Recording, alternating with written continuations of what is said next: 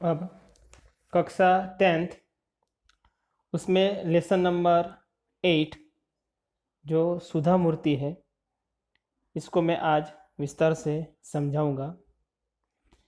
ये जो एक जीवनी है और इस जीवनी के तहत हमें यह समझाने का प्रयत्न किया गया है कि स्त्रियों के लिए कोई भी कार्यक्षेत्र में की कोई सीमा नहीं होनी चाहिए। स्त्री कोई अबला नहीं है। स्त्री में अगाध शक्तियाँ है, नारियों में अगाध शक्तियाँ है। स्वतंत्रता से लेकर आज तक मतलब आधुनिक युग में भी आप देखते हैं कि हर क्षेत्रों में जो नारी है, जो स्त्री है, जो लड़की है, वो हर क्षेत्रों में सबसे आगे है। चाहे आर्मी में लीजिए, चाहे इंडस्ट्रियल डेवलपमेंट में लीजिए, चाहे रेलवे में लीजिए, बैंकिंग में लीजिए, टीचर में लीजिए, बहुत सारे ऐसे कार्य क्षेत्र है जहाँ पर स्त्रियों ने पुरुष के कंधों से कंधा मिलाकर अपना विकास किया है। तो यहाँ पर एक सुधा मूर्ति भी एक ऐसा ही पात्र है जो सब महिलाओं के लिए एक प्रेरणा मूर्ति है। इस पाठ में सुधा मूर्ति यह सिद्ध करना चाहती है कि स्त्री के लिए कोई भी कार्य असंभव नहीं है। वह कुछ भी काम कर सकती है कि वैसा नहीं पुरुष से कर सकता है। आज के क्षेत्र में देख सकते हैं कि बस कंडक्टर भी स्त्रियां हैं। अभी कुछ समय के बाद बस एसटी में ड्राइवर भी स्त्री होगी। रेलवे भी स्त्री चलाती है। पायलट भी देखो तो आज लड़कियां बन गई है।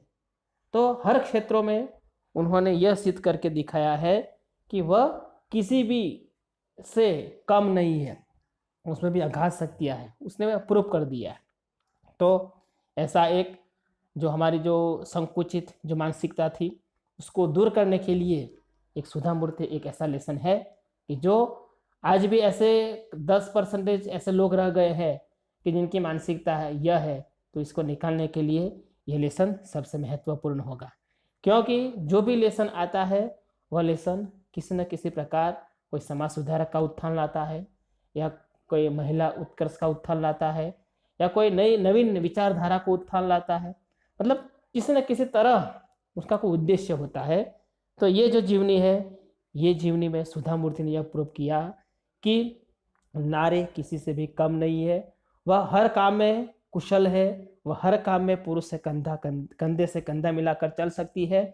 इसलिए कर्ण ने भी कहा था कि जाति पाति से कोई व्यक्ति महान नहीं बनता है, व्यक्ति बनता है अपने कार्य क्षेत्र से। इसलिए ये सुधा मूर्ति लेसन में हमें यह भी सीखने को मिलेगा कि लिंग और जाति भेद के आधार पर जो महिलाओं के विकास में मतलब जो कोई बाधा आनी चाहिए वो कभी नहीं आनी चाहिए। सिर्फ उसका कार्य क्षेत्र देखना चाहिए, सिर्फ उसकी कुशलता देखनी चाहिए और कुशलता के आधार पर उसको अपना काम मिलना चाहिए। यही ये जो पाठ है, ये जो जीवनी है, इसका मुख्य उद्देश्य रहा है। यहाँ पर जो जीवनी है मतलब ये जो खुद सुधा मूर्ति की जो जीवनी है इसके बारे में लिखा गया है।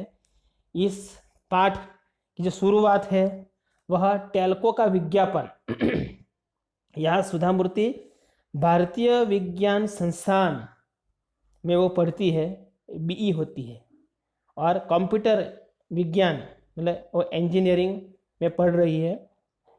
1974 की बात है। बेंगलुरु जो शहर है, उसी शहर में ये जो सुधा मूर्ति है वो भारतीय विज्ञान संस्थान के परिसर में गुलमोहर के बड़े बड़े जो वृक्ष थे, उस वृक्ष से लदे हुए एक जो रास्ता था वहीं पर वो खड़ी रहती है।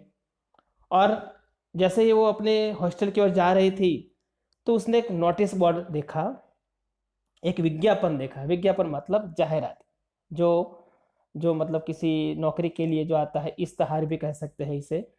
तो उसने यह मतलब विज्ञापन पढ़ी और यह विज्ञापन कोई आम कंपनी का नहीं था। वो आज की जो प्रसिद्ध ऑटोमोबाइल्स है, टाटा कंपनी, जो हर क्षेत्र में उनका अपना महत्वपूर्ण योगदान है।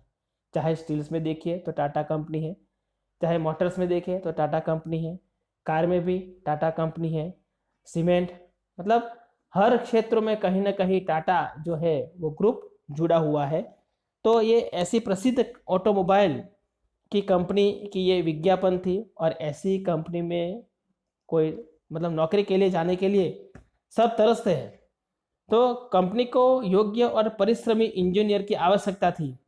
लेकिन सबसे जो चौंकाने वाली जो घटना थी वो यह थी कि सबसे छोटे अक्षर में लिखा हुआ था कि महिला उम्मीदवार आवेदन न भेजे।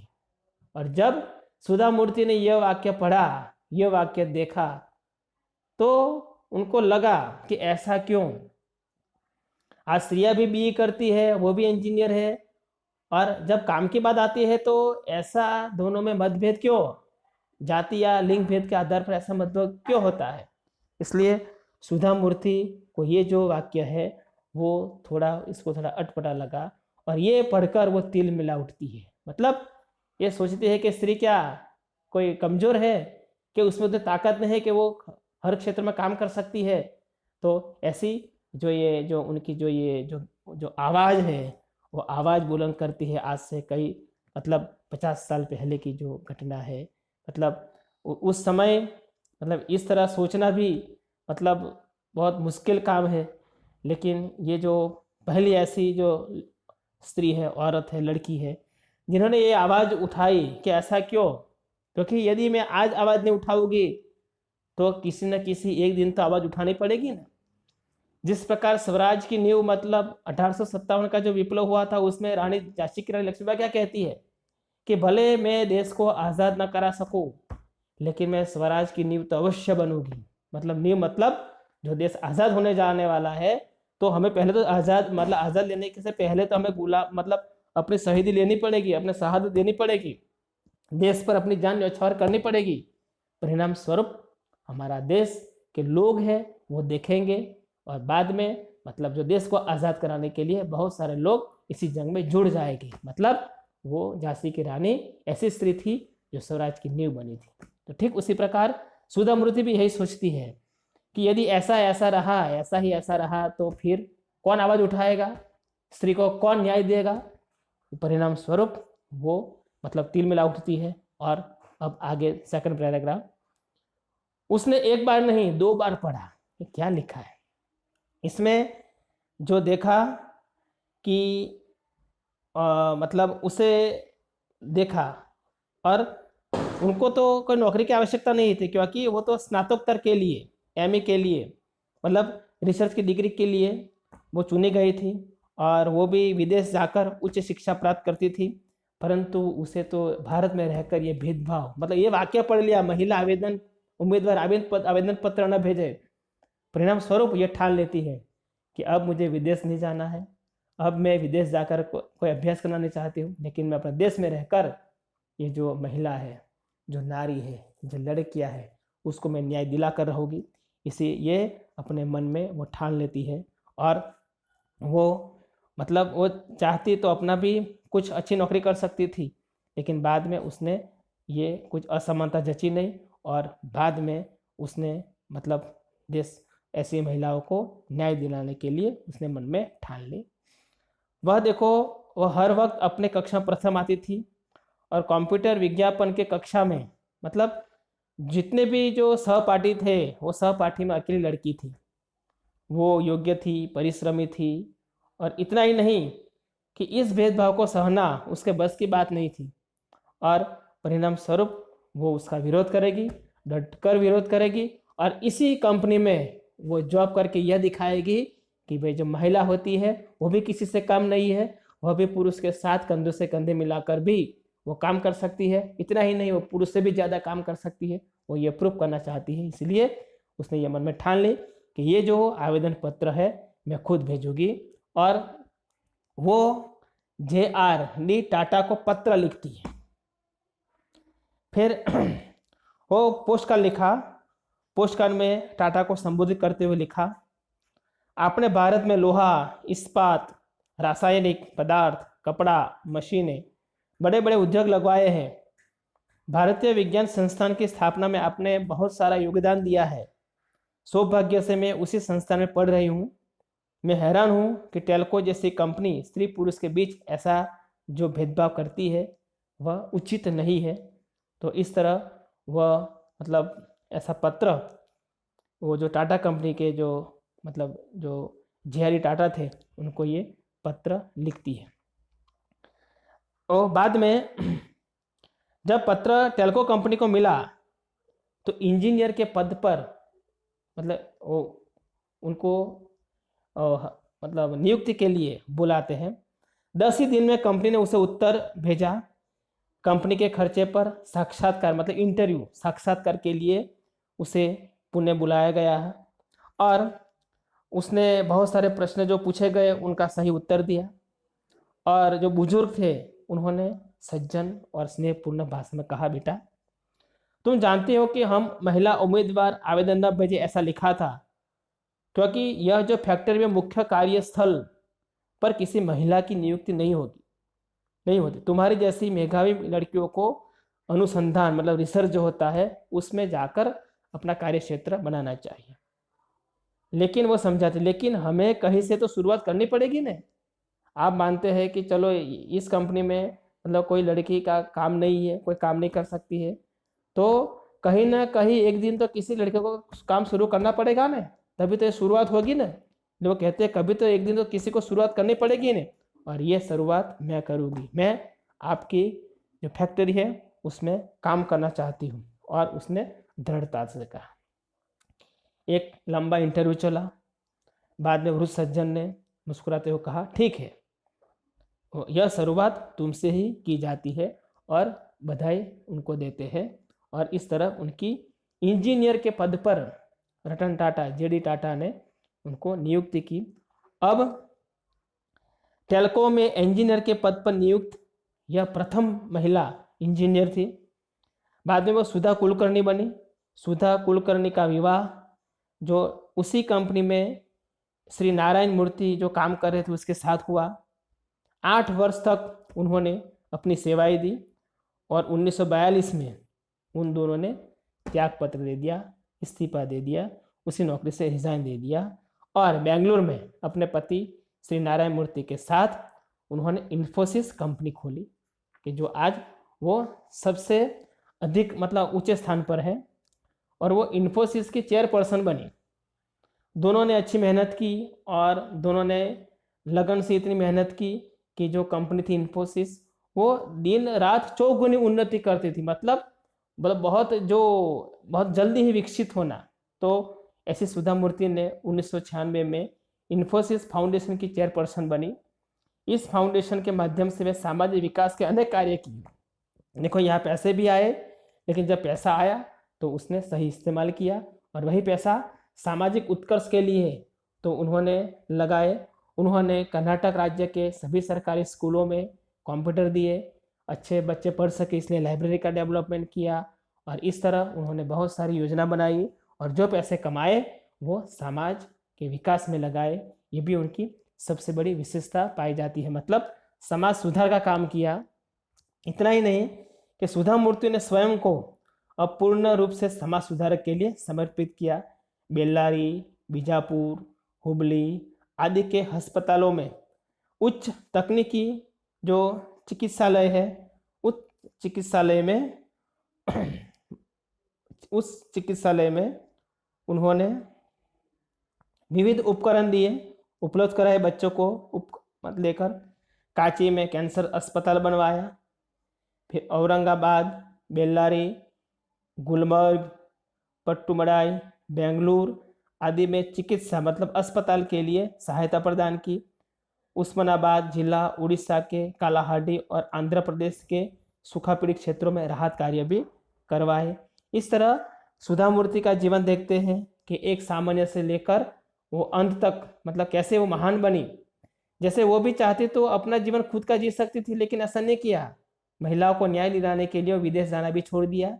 अपनी जो एमए की जो पढ़ाई थी एमई कि वो वहाँ जाने से मतलब वो इनकार कर देती है और यहाँ रहकर वही वो नौकरी करना चाहती है जहाँ जिस कंपनी ने ये लिखा था कि महिला उम्मीदवार आवेदन पत्र न भेजे, और वहीं जाकर वो साक्षात्कार कर देती है, इंटरव्यू में पास हो जाती है, नौकरी करती है और 8 साल के बाद वो अपने पति के साथ उसी कंपनी में से त्याग पत्र देती है और बाद में जो भी पैसा कमाती है वो पूरा का पूरा समाज के सुधारक में लगा देती है। तो ऐसे बेमिसाल उदाहरण सुधा मूर्ति हमारे समक्ष है। उनके अथक प्रयत्न से कर्नाटक के 800 से भी अधिक गांवों में कंप्यूटर की शिक्षा पर 1 करोड़ रुपया लगाया और 3000 से अधिक पुस्तकालय खोले गए, गरीब बच्चों को सहायता दी, स्कूलों की इमारतों का निर्माण करवाया और अधिक से अधिक बच्चे जो पढ़ने में होनहार थे उसके लिए छात्रालय की भी मतलब छात्रवृत्ति की भी व्यवस्था की और कंप्यूटर शिक्षण की भी व्यवस्था की। 13 पुस्तकों की लेखिका सुधा मूर्ति को उनके कार्य के लिए अनेक पुरस्कार भी दिए, जिनमें से प्रमुख है कर्नाटक राज्योत्सव पुरस्कार, ओजस्विनी पुरस्कार, मिलेनियम महिला शिरोमणि पुरस्कार, women of the year 2002, Rajlakshmi पुरस्कार इत्यादि पुरस्कारों से भी उसको नवाजा गया। मतलब वह एक बिजनेसमैन के साथ साथ वह एक अच्छी लेखिका भी थी और उनके लेखन कार्य से सरकार ने भी उनको तरह तरह के पुरस्कार अनायत किए। वो भी उनके जीवन की सबसे बड़ी जो सिद्धि थी। सुधा मूर्ति ने अपनी उपलब्धियों से महिलाओं का मार्ग प्रशस्त किया। मतलब सुधा मूर्ति ने ही सब महिलाओं को हिम्मत दिया कि बाद में जितनी भी महिलाएं पढ़ी वो सुधा मूर्ति के साहस को देखकर मतलब अपनी जो मानसिकता थी उसको मतलब विस्तृत किया, विशाल बनाया और जो संकुचित माइंड था उसे बाहर निकाल कर, उनकी परिधि से बाहर निकल कर वो उन्होंने अपनी जो मानसिकता थी उसको विशाल बनाया। और आज हम देख सकते हैं कि हर क्षेत्रों में वो इंजीनियर के रूप में, मतलब कोई कंपनी में देखो, कोई बैंक में देखो, एसडीएफओ में देखो, टीचर लाइन में देखो, कोई मतलब कोई ट्रांसपोर्टेशन में देखो, आर्मी में देखो, पुलिस में देखो, जज, वकील, हर क्षेत्रों में आज उनका आरक्षण है और हर क्षेत्रों में वो पुरुष के समान वो अपना कार्य कर रही है। तो ये है बदौलत सुधा मूर्ति की, जिसके परिणाम स्वरूप आज हर क्षेत्रों में तरह तरह की वो उन्होंने मतलब मार्ग प्रशस्त किया है। आज इंजीनियरिंग महाविद्यालयों में पढ़ने वाले छात्रों में 50% संख्या लड़कियों की है। अनेक उद्योगों में मशीनों के बीच लड़कियां कुशलतापूर्वक कार्य कर रही है। जिस मार्ग पर चलकर सुधा मूर्ति ने अपनी प्रतिभा, लगन और परिश्रम से सफलता की ऊंचाइयां को छुआ, इस मार्ग पर नई पीढ़ी को आगे बढ़ता देखकर वे खुशी से फूली नहीं समाती। महिलाओं की सफलता पर वे कह उठती है, हमारा मार्ग कठिन अवश्य है किंतु चलना जरूरी है। तो ये जो लास्ट सेंटेंस है, 2 सेंटेंस इस पूरे जो जीवनी है उसमें सबसे महत्वपूर्ण है। एक है महिला उम्मीदवार आवेदन पत्र न भेजे। ये वाक्य, ये जो सेंटेंस है उनको चुनौती, उनके मतलब उनके दिमाग को में घुस जाता है, वो तिल मिला उठती है कि ऐसा क्यों हमें नहीं है कि जो हम पुरुष से कम है, मतलब ऐसा हमें क्या है कि जो हम वो जो काम करता है उससे हम कम काम करते हैं। तो ये जो सेंटेंस उनको जीवन को पूरा बदल देता है और अंत में कहा कि हमारा मार्ग कठिन है अवश्य है लेकिन चलना जरूरी है। यदि हम चलेंगे नहीं तो फिर उसमें सफलता कैसे प्राप्त करेंगे। तो इस तरह ये जो लेसन सबसे छोटा है लेकिन यहाँ पर जो सुधा मूर्ति एक बेमिसाल हमारे लिए है और यहाँ पर जो नारी सशक्तिकरण मतलब नारी शक्तिकरण उनकी बात बताई है। और आज हम देखते हैं कि ऐसा कोई क्षेत्र नहीं है जहाँ पर स्त्रियों ने योगदान नहीं दिया है। तो ये है सुधा मूर्ति की बदौलत ऐसी स्त्रियों के परिणाम स्वरूप न जाने आज कितनी जो नारियां हैं, स्त्रियां हैं, लड़कियां हैं जो हर क्षेत्रों में आगे जाने की प्रेरणा मिलती है। तो ये लेसन है सबसे अच्छा है, छोटा है और समझने योग्य।